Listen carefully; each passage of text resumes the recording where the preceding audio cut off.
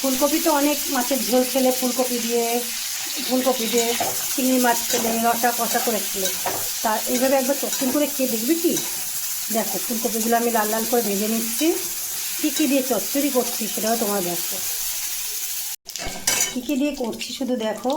পাঁচফোড়ন দিয়ে দিয়েছি, তেজপাতা দিয়ে দিয়েছি।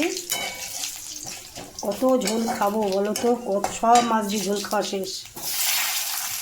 কাঁচা টমেটো দিয়ে দিলাম, টমেটোটা ভেজে। আমিও কিন্তু চিংড়ি মাছ দেবো, কিন্তু চিংড়ি মাছ তোমরা খুঁজে পাবে না, বুঝেছো? জিরে, আদা, লঙ্কা বাটা আর ধনে। আমি টমেটোর মধ্যে একটু লবণ দিয়ে নিয়েছি। চিংড়ি মাছ খুঁজে পাবে না, তরকারি খাবে অথচ তরকারি টেস্ট খুব সুন্দর হবে।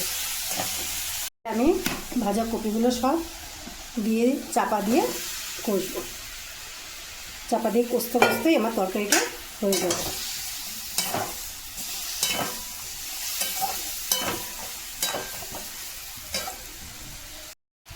দেখো পেঁয়াজকালি, কাঁচা লঙ্কা, মটরশুঁটি দিয়ে চাপা দিয়ে দিলাম। বলছিলাম না তোমাদেরকে চিংড়ি মাছ দেবো, এই দেখো কুচো চিংড়ি ভেজে আমি রেখে দিয়েছি।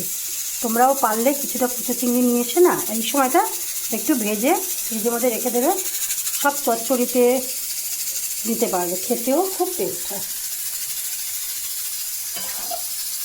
কিন্তু একটুও জল দিই, জল দেবো, এতেই টেস্ট হয়ে যাবে। চাপা দিয়ে রেখে দেবো। এত টেস্ট লাগে না, বেশি দিতে লাগে না গো।